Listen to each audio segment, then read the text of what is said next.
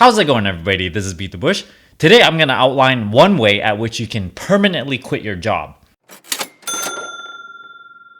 Now let that sink in for a bit. Quitting your job in the middle of your career and not going back.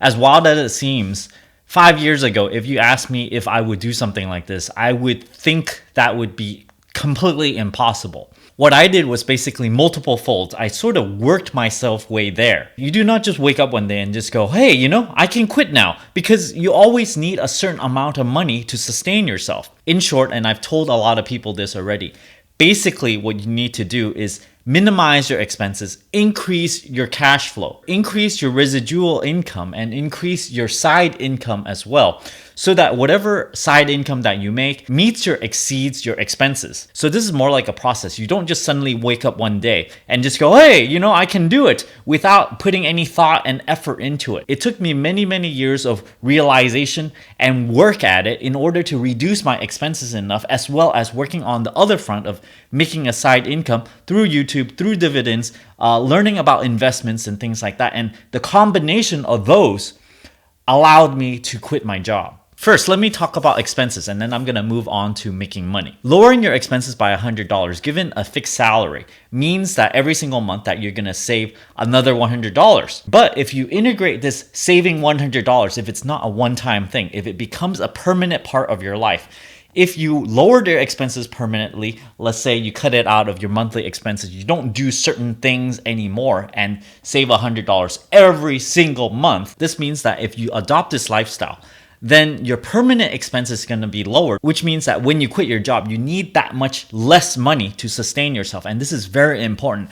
The less money that you need, the more secure you will be, the happier that you'll be. It's like a little weird because you're not spending as much, but then you're going to be all that much more carefree. You're going to go, I don't need that much money to, sustain myself. Just like right now for me, I've lowered my expenses in such low amounts that I can very easily earn the amount of money that I need in order to just keep my net worth just flat. I have way too many examples to show you guys on how you can specifically lower your expenses. I want to stress more on the more advanced levels of lowering your expenses, because you have the simple stuff, right? You have, don't buy lattes. Don't go on shopping sprees and stuff. But those are sort of constraining yourself.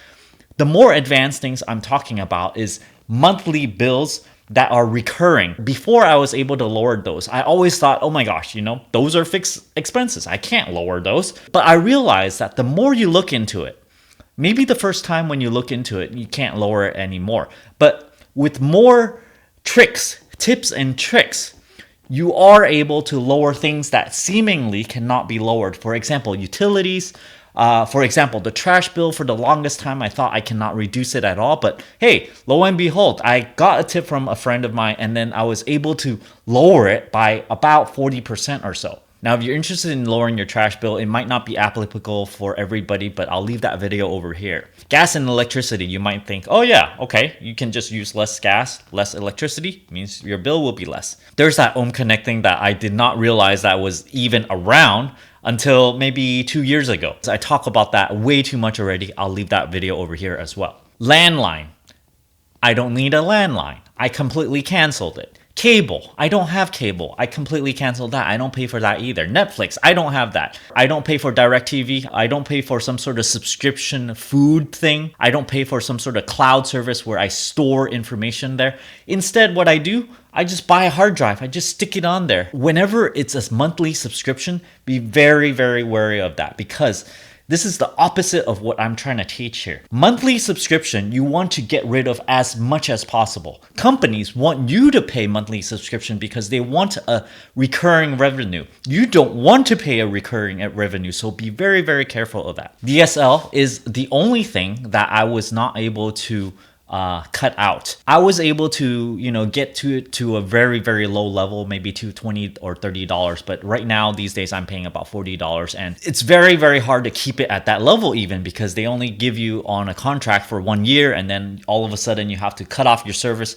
switch to another one or something. You always have to renegotiate with them every single year in order to keep it at that low level. So That is a ongoing contention here, so it's likely going to cost me $40 or $50 every single month. Insurance, you can definitely lower this. There are tips and tricks. I'll leave that video over here as well. Gas, of course, these days I am not commuting to work anymore, and I basically go local, and I try not to go too far away. And out of this effort, well, I spend less on gas, much less these days. I used to fill up maybe 3 or 4 times every single month. Now I do it maybe once a month or so. Groceries has been increased to $300 to $500 every single month these days. This is mainly because I'm in this transitional period. I've been buying a lot of goods that I suddenly realized that, maybe it's not so good, and I wasted a whole bunch of money on it. So I see it settling down a little bit, and later on I'll make a video about that where I'm basically doing whole plant-based food. I'm gonna show how to do whole plant-based food while on a budget, I guess. Health insurance, since I'm not working, I have to pay that myself out of pocket, and it's roughly about $300 every single month. People might go, oh my gosh, that's so expensive. Well, I just think of it more like a passage of going independent. If you really want to quit your job, not work for someone, instead maybe work for yourself even, well, this is something that you have to pay for yourself. You have to go, okay, I'm willing to fork over the money. I am my own employer these days, so you have to pay for it out of your own pocket. Now, lowering your expenses is one thing. Increasing your side income is yet another. I personally don't have, infinite experience with making money in every which way. For example, real estate. I'm completely out of that realm. Mainly, I made most of my income through YouTube these days. I started this thing and it went really slow. So you can imagine, if you want to get into a similar position that I am in, you really need to start early, start now. Don't worry about how much you're trying to make. Just have a goal of making 10 cents every single month, because when you think of it that way, just making a small amount out of any endeavor at all. If you're trying to start a tiny little business that has no overhead or anything, yeah, go and try and do that. Make something, okay? I put 10 cents because that's so ridiculous, and that is about the same amount that I made during my first month of doing YouTube. I'm like just ecstatic because I made 10 cents. Just being able to do that will get you pumped up, and you're gonna go, oh my gosh, I cannot believe I made some amount of money outside of my regular job. There's something there. Maybe next month I can work towards making a little bit more. Maybe I'll make 50 cents. Maybe I'll make $1. And then, a couple months after that, you can keep on making more and more. Maybe $10, $100, and then more and more after that. And eventually you're going to feel, if you keep on working at it and putting effort into it, maybe it's a website, maybe it's an ebook or something. There are lots of ways to make money as an independent person. And then you can help build your income that way so that you can eventually be able to transition off your real job. Why do I stress that you should minimize your expenses? Because this makes it a lot easier to build up an income so that it covers your expenses.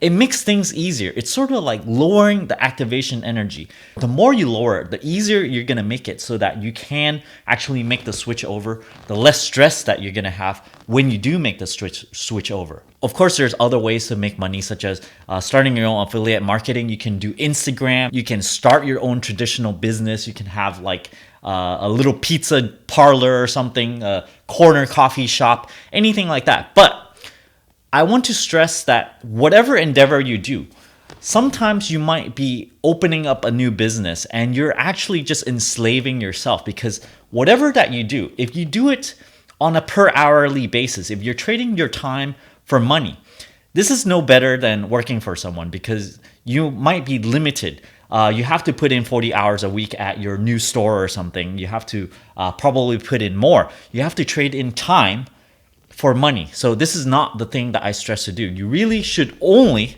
stress on doing only things that can make you money while you're not looking at it. At least do things that are recurring income or semi-recurring.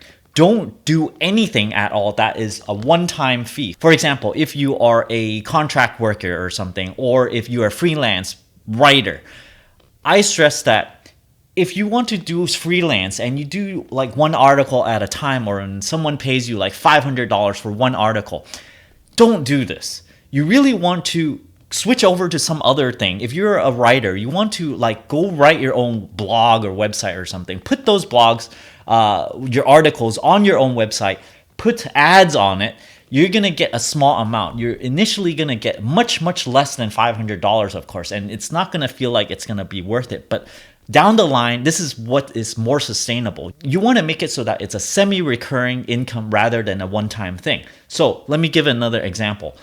Me doing YouTube, a lot of people would come up and ask me, hey, I have this product. Can you do a video for us? You know, they saw some other videos that I did, and they want to take the whole rights for it for a certain video. So this is basically me selling my time, several hours of my time, to do this one-off thing where they'll pay me, I don't know, whatever, a couple $100s or something. For my time, I am trading a couple $100. So, you know, it's great for immediate sense, but in essence, this is trading your time for money. So this is no better than actually working for someone. So thanks for watching this video. I hope this gives you a good blueprint on what to follow. This is not the only path at which you can do to quit your job. Some people can be super successful, overnight successes, but you always hear about those things. But if you want to do a tried and true, solid way that much more people have a higher chance of success, then you can try the blueprint that I outlined today. If you're interested in supporting my channel, check out my Audible link down in the video description below where you can get a free audiobook. And if you do so, you will be helping out my channel and I'll thank you very much. If you don't like this audiobook or this service, you can cancel it before the subscription expires and you can still keep this whole audiobook. It does not expire and you can still listen to it even after you cancel for as long as you want. And as always, don't forget to push that subscribe button over here and ring that bell icon. Thanks for watching.